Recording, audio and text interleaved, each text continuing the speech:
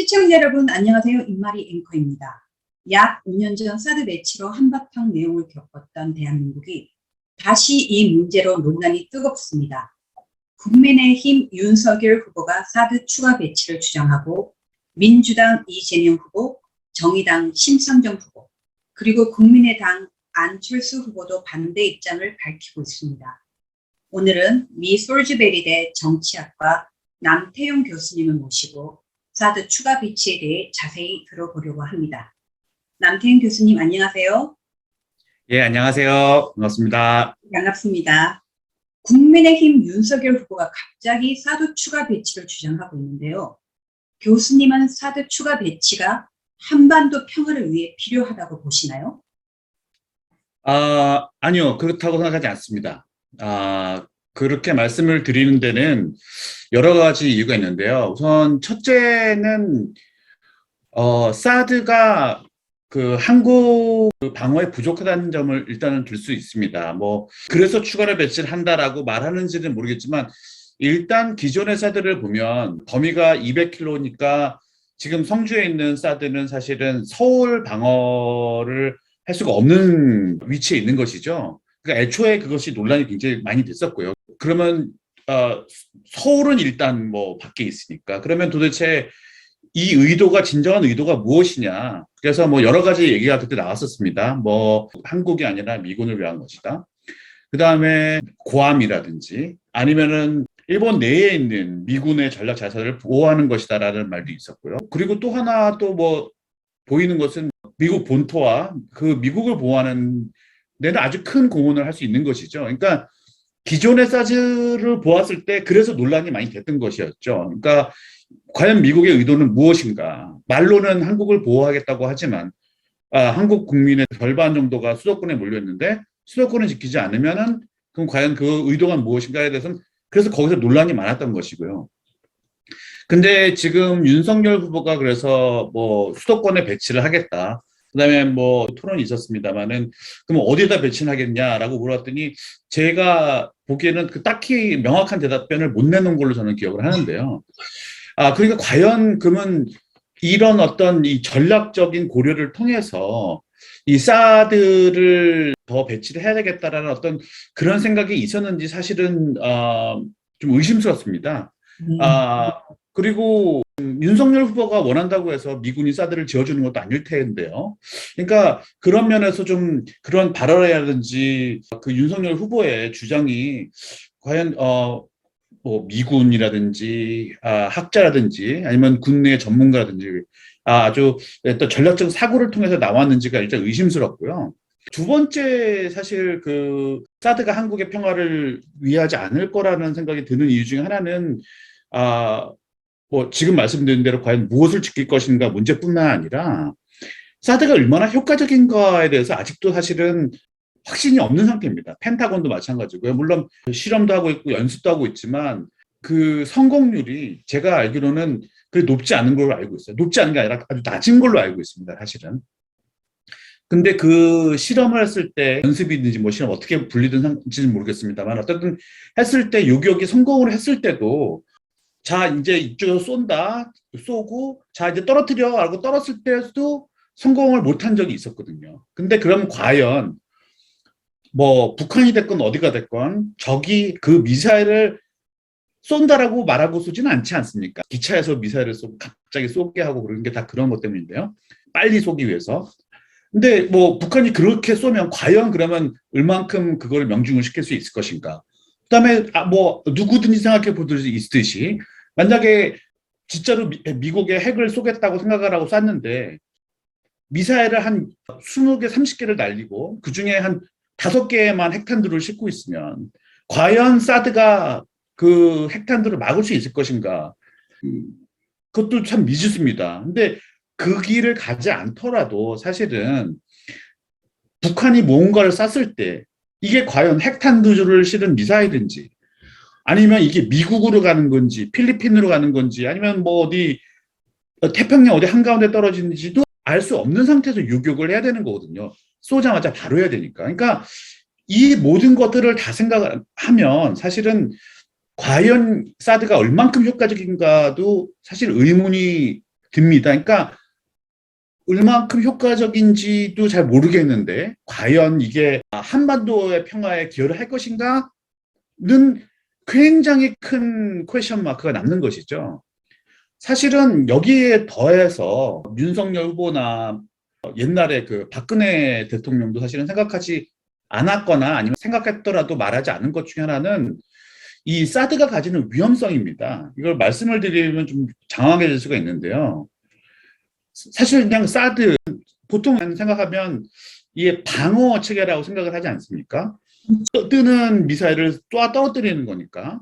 그러니까 어떻게 보면은 뭐 이것도 물론 쏘긴 하지만 방패라고 치죠. 그러니까 창과 방패인데요. 냉전 때 뭐 저같이 나이가 많은 사람은 정말로 나이가 많은 사람은 저희가 어렸을 때는 정말로 뭐 학교에서 뭐 대피 훈련도 하고요. 그다음에 이 핵전쟁에 대한 공포도 가지고 살았어요, 진짜로. 그리고 사실은 정책자들도 그런 얘기를 했고 그런 걱정을 했었는데 그럼에도 인류가 살아남았거든요. 미국하고 소련은 전쟁을 하지 않았습니다. 핵전쟁은.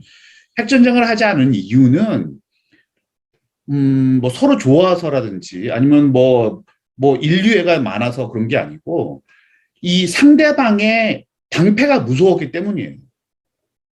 그러니까 무슨 말씀이냐면 예를 들어 제가 미국이라고 치고요. 앵커님이 소련이라고 치죠. 그래서 제가 예를 들어서 앵커님의 핵폭탄을 다 없앨 수가 있어요. 물론 그럴 수도 없지만 그렇다고 치죠. 이제 앵커님이 어디다 숨겼는지 내가 이제 다 알았어. 그래서 자 시작해서 그 모든 100개 예를 들어 100개라고 치면 100개다가 제가 뭐 미사일을 쏘건 뭘 하건 그래서 동시다발적으로 싹 다 그걸 걷어내고 싶은 거예요. 근데 그게 불가능하지 않습니까? 다 알지도 못하지만 다 안다 하더라도 예를 들어서 95개는 다 디스트로이 했지만 5개가 남았다 치죠. 그럼 앵커님이 가만히 있겠습니까? 지금 우리나라가 러시아가 쑥대밭이 됐는데 5발 남은 거를 어떡할까요? 당연히 미국에 쏘겠죠. 그렇죠. 근데 미국 그 5발이라는 게 말이 5발이지 뭐 도시 하나하나에 떨어뜨리면 도시 하나하나가 다 터질 만큼 위협적인 폭탄인데요. 그거를 맞으면 미국이 멀쩡할까요? 우리 뭐 미국에서 잘 아시겠지만 옛날에 2001년에 뉴욕에서 그 테러가 있었을 때도요. 세프템버 11가 있었을 때도 미국 사회가 휘청휘청 했었거든요. 근데 그게 핵폭탄이 뉴욕의 한가운데 떨어진다고 생각을 해보세요. 그러니까 그 5발이 무서워서 미국은 공격을 안 한 것이죠. 그 소련도 마찬가지입니다. 근데 잘 생각을 해보세요. 어떠한 이유에서 그 미국이 갑자기 그 5발에 대한 공포가 없었다고 생각을 해보죠. 그러면 어떻게 할까요? 그러면 이제 얘기가 다르잖아요. 그러면 내가 마음대로 할 수가 있는 거예요. 근데 이거 문제가 뭐냐면 만약에 미국이 그 공포가 없어졌어요. 근데 그거를 소련이 모를까요? 알겠죠. 그죠? 앵커님도 눈치를 채시겠죠, 이제. 저 사람이 공포가 없어졌네. 그럼 과연 미국의 공포가 없었다는 거 알면 소련이 가만히 있을까요? 아니죠. 아니죠. 저 사람이 공포가 없으니까 먼저 공격을 하겠구나라고 생각을 하는 순간 소련도 공격을 하겠죠. 그렇죠. 그러니까 그 공포는 two-way street이어야 되는 거예요. 뮤추얼한 fear여야 되는 거예요. 한쪽에 공포가 없어지면 내가 용감해지면 모든 사람을 위험에 빠뜨릴 수가 있는 거죠. 거창하게 말씀드렸습니다만 다시 앞으로 돌아가서 그러면 내가 어떨 때 공포가 없어질까요? 상대방이 날라오는 핵무기를 내가 떨어뜨릴 수 있는 뭔가가 생기면 그 공포가 없어지는 겁니다. 네. 바로 사드죠. 네. 그러니까 사드를 통해서 아니면 물론 사드는 이 미국의 지금 전략적인 어떤 방어책의 일부이긴 하지만요. 만약에 미국이 이거를 완전히 사드를 포함해서 이 모든 디펜스 체제를 성공적으로 뭐 이론상으로라도 성공적으로 완성을 한다면 미국은 더 이상 북한발이라든지 중국발의 미사일에 대한 공포가 없어지는 겁니다. 그렇죠. 공포가 없어진 미국을 북한하고 중국이나 러시아가 가만히 내 형님하고 가만히 있을 택이 없죠. 그러니까 사드는 마치 무슨 무기처럼 말은 자꾸 하지만 사실은 그런 면에서 본다면 굉장히 공격적인 무기도 될 수 있는 거예요. 근데 그런 공격적인 무기가 될 수 있는 것을 지금 윤석열 후보는 더 짓겠다라고 말을 하는 거죠. 그러니까 사실은 제가 지금 말씀드린 것은 정치 외교학을 공부한 사람이라면 정치학 입문 시간에 배우는 거거든요. 사실은 제가 학교에서 뭐 Introduction to International Relations 코र्스에서 가리키는 애들한테 가리킨 거예요. 그러니까 정치학을 조금이라든지 깊이 공부한 사람이면 누구나 다 알 수 있는 것인데 지금 윤석열 후보가 말하는 것은 너무 그게 괴리가 크거든요. 그럼 과연 윤석열 후보는 이것을 모르는 것이냐? 모르면 문제가 심각하고요.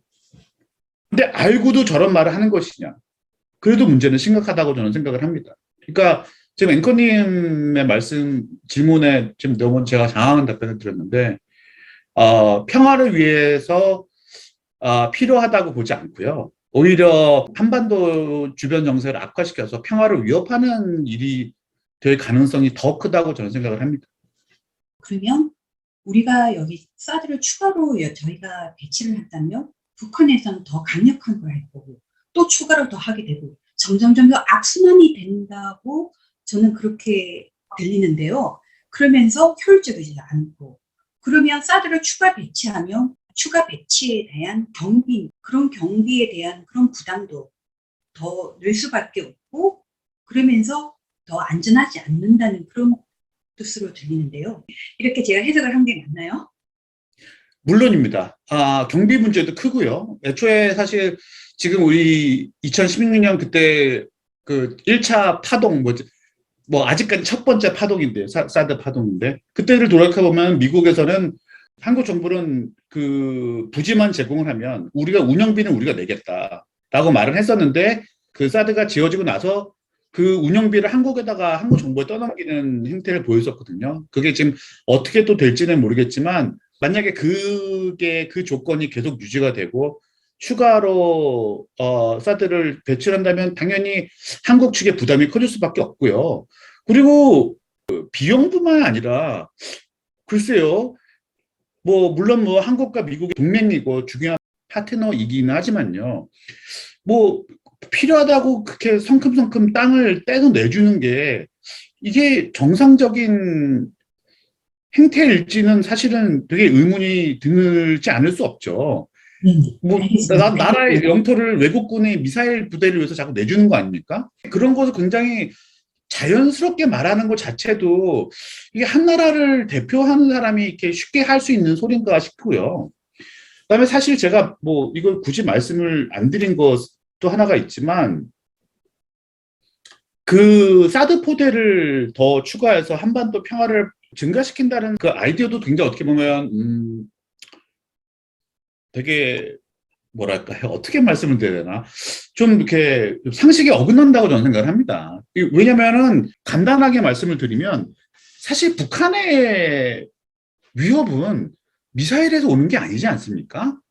그 북한의 위협은 사실 그 아주 재래식 무기, 서울이 사정권에 들어있는 방사포, 그 기존의 포에서 오는 것이거든요. 그리고 미사일을 쏘도 한들 한국이 한반도가 미국 대륙처럼 넓은 것도 아니고 단거리 미사일로 다 쏘면 되는데 이 사드는 전부 다 고고도 방어 장거리 미사일을 방어하기 위해서 있는 것이거든요. 그러니까 북한의 위협이 어디서 오는 것인지 잘 모르는 게 아닌가. 만약에 북한의 위협이 정말 걱정이 된다면 그 포와 그 휴전선에 있는 그 방어 체계 그 북한이 포로 문을 열면 그걸 빨리 요격할 수 있는 그 체제를 더 만드는 게 더 시급한 것이죠. 이 사드는 전혀 많지 않는다고 생각을 합니다. 교수님의 그런 내용들 정말 제가 새롭게 듣고 계속 듣지 못했던 그런 내용들을 저는 정말 너무 감사드립니다. 자, 그러면 약 5년 전 사드 배치로 큰 논란이 있었는데요. 만약 사드 추가 배치를 한다면 주변 국가들의 반응은 어떨까요? 이 앵커님도 그렇고 지금 보시는 분들도 다 기억을 하시겠지만 중국이 가만히 있지 않았죠. 사드를 배치를 했을 때요. 소위 말하는 한한령이죠. 뭐 경제 보복이지 않습니까? 뭐 관광객들을 못 가게 하고 한류 컬처럴 프로덕트를 중국 사람들이 못 보게 하고 뭐 여러 가지 조치가 있었는데요. 그 한한령이 지금 그 리프트 된 게 얼마 되지 않습니다. 제가 맞다면 1년도 채 안 된다고 저는 생각을 해요. 그러니까 중국이 그런 경제 보복을 하고 몇 년간 보복을 했었는데요. 지금 만약에 또 이거를 사드를 배치한다면 중국의 반응이 어떤 것일까는 어떻게 보면 뭐 명약관화하죠. 아니 불 보듯이 뻔합니다. 가만히 있을 택이 없죠. 아니 우리가 이렇게까지 저번에 했는데 니네가 또 해? 또 게다가 지금 불과 5년 전이지만요. 5년 전과 지금의 중국은 또 다릅니다. 왜냐면 시진핑 정부가 그 전까지는 중국 체제가 10년 주기로 그 지도자를 계속 바꿨거든요. 근데 이번에는 그 타부를 깨트리면서 시진핑의 장기 집권에 문을 열어놨어요. 그리고 이미 뭐 첫발을 내딛었고요. 그것이 사실은 중국 내부에서 어떤 중화, 우리가 그 옛날에 누렸던 그 글로리를 다시 찾는다. 그게 바로 그 시진핑의 어떤 철학이고요. 그것 때문에 중국 사람들이 시진핑에 대해서 열광하고 지지를 하는 것이거든요. 지금 그 첫발을 내딛고 지금 막 그것이 굴러가고 있는 상황이고 그렇기 때문에 중국과 미국 간의 갈등이 더 불거지고 있는 상황인 것이에요. 그러니까 지금 우리가 그냥 보는 막 중국과 미국의 서로 막 말이 오가고 뭐 어디 뭐 너희가 인권이 침해가 신장에 있어서 우리는 뭐 안 보내겠다 뭐 계속 그 지금 외교전이 펼쳐지고 있는 것이 사실은 중국 정치의 내부적 요소가 굉장히 크거든요. 그 말은 5년 전과 지금의 중국 반응은 완전히 더 다를 것이라는 거죠. 그러니까 제가 아까 말씀드린 것처럼 야 니네가 우리가 저번에 했는데 네가 또 해? 라는 거에 플러스 그 지금 중국 지도부에서 그 갖고 있는 어떤 세계 정세라든지 그 사람들이 갖고 있는 자신감이라든지 그것이 더 한창 업그레이드되어 있는 상태이기 때문에 이 한국에 대한 그 뭐랄까 뭐 징벌 글쎄요 어떠한 식으로 나올지 모르겠지만 더 가혹하지 않을까 저는 생각을 합니다.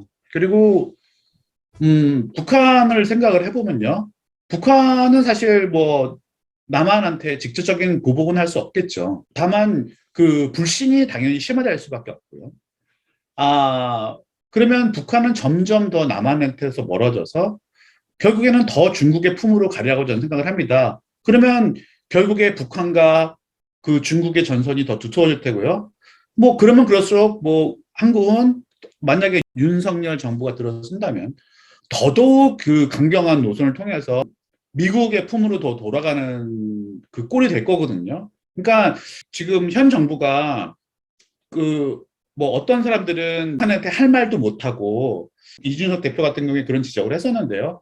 사실 뭐 지적은 맞습니다. 예를 들어서 뭐 북한의 인권 유린에 대해서 말도 못하고 뭐 북한이 도발했을 때 말도 못했다라고 그런 말은 맞는데요. 그 말을 못한 데는 이유가 있지 않겠습니까? 그 이유라는 것은 자극을 해서 대결을 하면 결국에 손해보는 거는 남한 측이니까 그거 말을 안 했던 것이죠. 그러니까는 실용적인 어떤 외교를 추구를 했던 것인데 만약에 지금 윤석열 후보가 말하는 것처럼 뭐 선제 타격을 하고 선제 타격 위협을 하고 뭐 사드를 배치를 해서 미국과 동맹을 확실히 하겠다. 만약에 그렇게 한다면 일은 더 꼬일 거라고 저는 생각을 합니다. 이게 지금 굉장히 복잡한 문제인데요. 그 우리가 지금 사실은 반면교사로 아니면 뭐 우리는 한국 역사를 봐서 그 옛날에 왜 명청 교체기 때요.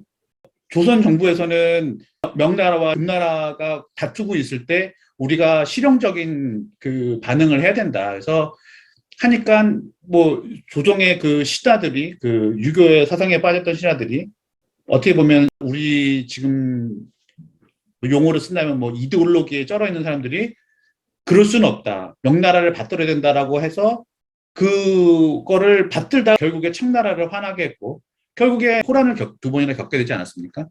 그게 유연한 외교를 벌이고 사상의 저전 뭐랄까요? 그런 되게 그 도식적인 아니면 책만 따르는 외교를 했을 때 뭐 그 사람들이야 괜찮았을 수 있지만 뭐 그 호란에 짓밟힌 백성들의 목숨이 다 날아가지 않았습니까? 얼마나 고생이 많았고 잡혀가고 죽고 다 했잖아요. 그러니까 뭐 말하는 쉽죠. 뭐 명나라를 대의를 저버릴 수 없습니다라고 말하는 쉬운데 이게 그게 아니었던 것처럼 여기처럼 말은 쉽죠. 뭐 사드를 더 해야 된다. 아니면 뭐 그 한미 동맹을 굳건히 해야 된다. 지금도 굳건하거든요. 그러니까 그런 식의 말을 너무 쉽게 내뱉는 것이 걱정이 됩니다. 네. 교수님의 말씀을 정리해 보면 명나라가 지금 미국이고 청나라가 중국이라고 비유를 한다면, 자, 기득권 정치인들은 자기들의 이념에 빠져서 청나라를 지지 않고 명나라를 지지해서 저희 국민들이 두 번의 호란을 겪으면서 고통을 겪어야 되는 것은 국민들이고, 기득권에 있는 정치인들은 이념에만 빠져 있어서 그 결과는 국민들이 더 힘들어질 거라고 제가 그렇게 들립니다. 브룩스 전 주한 미군 사령관도 추가 사드가 필요 없다고 말했습니다. 올바른 지도자라면 어떤 것이 필요한지, 필요하지 않는지 잘 판단할 수 있어야 할 것입니다. 남태현 교수님, 오늘 좋은 말씀 감사드립니다. 감사합니다. 감사합니다. 더 나은 세상을 위해 공정한 언론의 역할을 다하고자 노력하는 JSTV는 전 제작진의 자발적인 참여로 만들어지는 독립 언론이자 대한 매체입니다. 방송이 마음에 드셨다면 응원의 표시로 지금 좋아요, 구독 버튼을 눌러주세요. 감사합니다.